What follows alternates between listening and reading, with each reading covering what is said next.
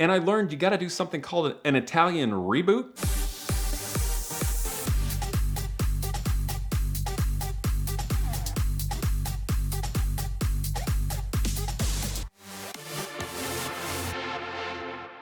I've chased a lot of cars in my time, and some that were very difficult to find, very difficult to buy.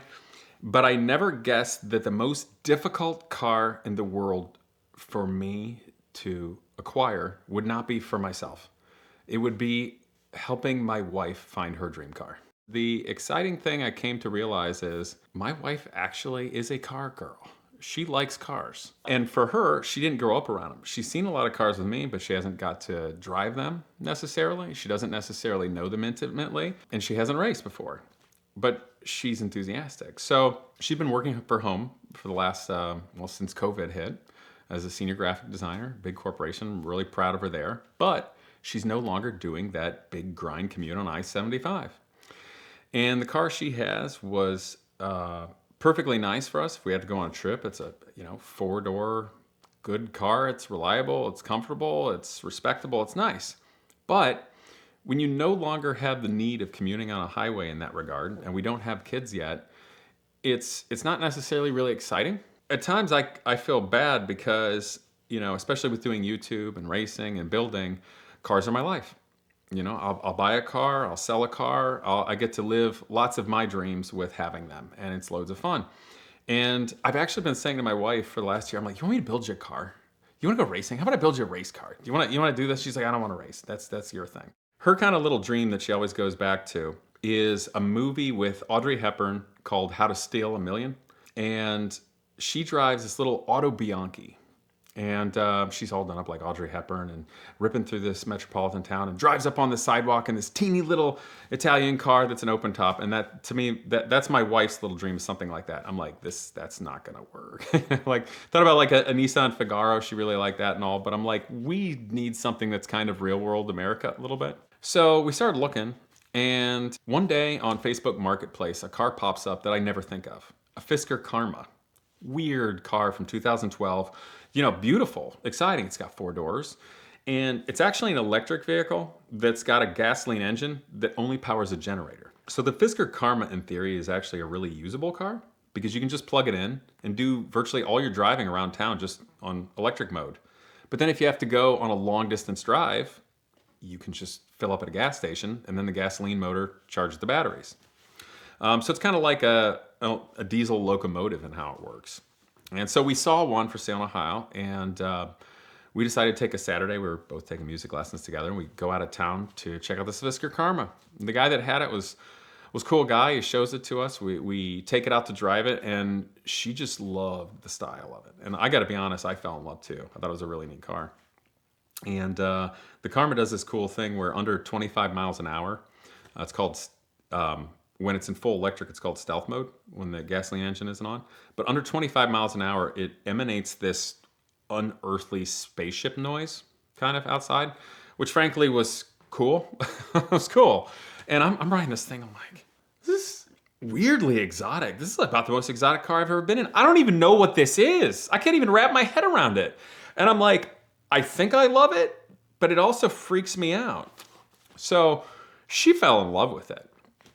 I'm like, okay, well, theoretically this works. And I've said in my life, there are no bad cars. You just have to know how to caretake them. But a Fisker Karma has got a number of things about it, which I'm not going to say are bad, but can be cumbersome. That ended up not being the car for her. The other cars in that kind of realm were, well, why don't we drive a Tesla? A used Tesla, and see if this is neat. And so we go check out an S. It was silver, had this gray interior, it was pretty, low miles. And we get in it, and I know this is going to sound like nothing for like every single one of us car guys out there, but the first thing my wife liked, and don't hate, she's like, oh my God, there's somewhere actually to put my purse in it. And that sounds like nothing, but because the Tesla has a totally flat floor with the batteries, it's actually really great for everybody in, because you can put your feet, and it's comfortable in this room, and you can put something there. And honestly, I thought it was a really impressive, awesome car. And I'm kind of like, okay, good, this is it. My wife will like this. It's kind of techy, but it works for the real world mostly. And the service isn't as bad as other things. And this is where I knew my wife was a real car person. It was boring to her. She's like, it doesn't look like anything. Like you could see like something inside of her kind of die because she's like, this is a car that's awesome at being a car, but it's not awesome at being interesting. The next thing was, and I thought, okay, maybe we'll try this. I remember, and I told this VINwiki story where I drove a Maserati Gran Turismo, the two-door car, in that rally through California. Oh, that was a really neat car. And I figured if I searched hard enough, we could probably find one with a decent amount of miles in that same kind of price range of maybe $30,000. Because that's a little bit under the average used new car in America. So that's pretty reasonable. And there was one locally that I'm like, come on, let's go check out this Maserati and drive it. And this is also where I weirdly realized my wife is an actual car person because we go to get in it and, you know, it's pretty. She's seen it. She's interested in it. So we go to drive this, and this particular car, the guy put on a straight pipe X pipe. So you get that really great high pitched howl. He made it so that the exhaust was always on open, regardless of whether it was in sport or normal. And, you know, that engine is basically sharing its lineage with, I think, the Ferrari 430. I mean, they sound gorgeous.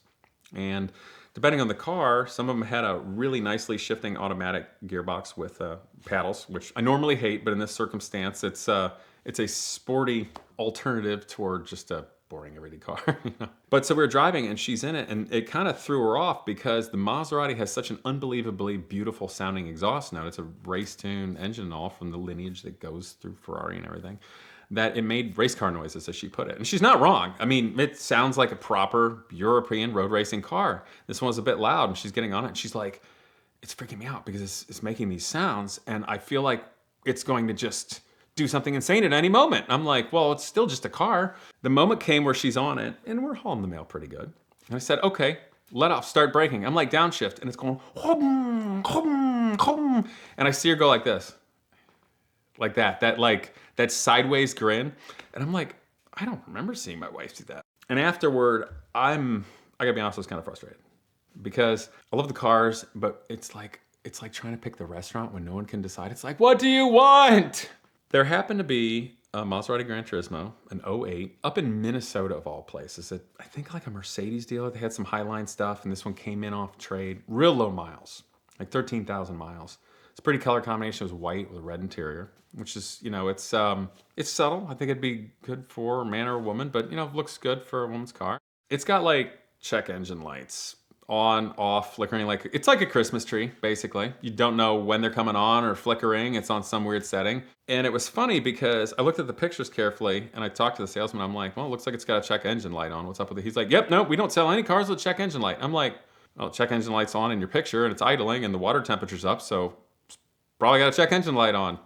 And he goes and checks. He's like, yeah, you're right. He's like, well, we can't sell to you. We're going to put it to a Maserati dealer and have them check it out. And I said, well, let me put it this way. Even if it's got a check engine light, I still have some interest in it. He's like, well, we don't sell anything to anybody with a check engine light. He calls me back a day later. They didn't take it to the Maserati dealer because I think another light came on or something, and they weren't sure what they were going to do with it. And I said, okay, sir, I'm a longtime car guy. I understand what you mean about keeping your quality up and you don't want to have any bad feedback, and I completely understand that, but let's be honest. There's three choices with this car. You're either going to take it to a Maserati dealership and spend whatever amount of money it's going to take to make this car be happy and totally refined, or you're going to sell it as is to somebody who gets it and is willing to take the risk, as is, that discloses and understand it, or you're probably going to punt it at auction, which is what I said, and that's the honest way to put it. And he says, well, no, we would either fix it and make it right, or we might wholesale it. I'm like, yeah, wholesale is a nice dealer word for punt it at auction. They ended up deciding kind of not fixing it, and then he was trying to sell it to me, and I'm like, I'd like a friend of mine at least just lay eyes on this, because the oil light's flashing on it, which could be a sensor's out, and then something else is coming on. And so I did just a random kind of shout out on my YouTube channel community page. I said, hey, if anybody's up in the Minnesota area here, there's a car looking at, I'll love it if there's an enthusiast could just look at it for 2 seconds, if you would. And somebody reaches out, and I looked on the Instagram profile. I'm like, this is like a high school kid. Okay, this is already kind of weird. And I wrote this person, because he seemed smart and he was nice. I said, thank you for reaching out, but respectfully, I would be much more comfortable speaking with your father about that. And his dad was a car enthusiast, and he's like, okay, no problem. So the next thing you know, I get a number to the enthusiast Van's dad. I'm like, yeah, sir, forgive me. This was so-and-so. Your son mentioned, watches the channel, he's part of all this, and that you guys were car enthusiasts and would be open to look at it. He was very nice, and they went to look at it after they got off of work. And so they look at the car. They send me some videos. They had a nice time. Father and son thing to do. It was cool, you know? And I really appreciate it. And they gave me an honest take about it. And the guy had been, you know, in the car world. So they call me and give me a rundown of the car. I'm like, thanks very much. And send me some pictures. And the salesman calls me. It's like, where are these people? Like, I told them this. It's been a half an hour or whatever. And I'm like, I don't know. Don't you have their number? And they're like, but I'll call them. They're like, yeah, we're in the parking lot at the dealership. You just had to walk. We've been here for the last 10 minutes telling you about it. And I felt kind of bad. I think the salesman was having kind of a tough day. It was the end of the evening. But it was starting to be sort of funny how this was going. So the car seems all right, but it was making me nervous because now it's this Maserati sight unseen. I'm not going to travel that far away to look at it. It's still like all the money we have. This has got to be something my wife could actually drive theoretically if we're going to do this. And to be fair also, I am not buying this for my wife. She is her own person and woman and has her own career. And she can make educated decisions and do it on her own. I'm just the guy that has to help facilitate her entry into the car world, which is so much pressure because she's my wife and I live with her. So if this goes badly in any way, I'm gonna be feeling that one probably. So actually make a deal with the guy, gave him an initial offer, then we found out there's more lights on. I'm like, and then the climate control is doing goofy things as an Italian car from this time might, and the buttons are sticking and doing all this. So I said, I'm like, look, here's where I'm gonna be at. Apparently he got an offer just at wholesale, punted at auction. Not really, but you know what I mean, the wholesale it off for a little bit more. I'm like, all right, here's the deal. He's like, would you do more than this? I'm like, no, but I'll match your wholesale offer and I'll wire you the money tomorrow or today. And that, you know, that's always a good thing that money talks and I have to screw with and this guy wants to punt it. But incredibly, we got the car and it doesn't suck. And it had some bugs. And some of the check engine light kind of thing, apparently the system learns itself. And I learned you got to do something called an Italian reboot, which is somewhat humorous because when I saw the battery in the trunk, it has a quick release on it. Like you don't even a wrench. It's like a bicycle skewer on a mountain bike or something. I'm like, okay, quick release. Okay, let the capacitance go away, plug it in. Oh, be darned, it fixed some of its own problems.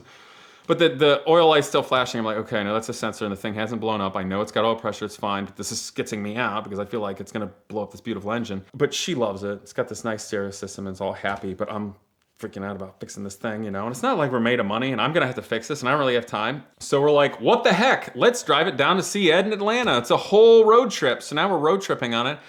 And you know you're car guy looking after your wife or you're too accustomed to having to take care of all of your own cars because the most joy I felt in so long was like 3 hours into our journey, the oil light just went out and stopped flashing. Car decided it's okay. It just fixed itself.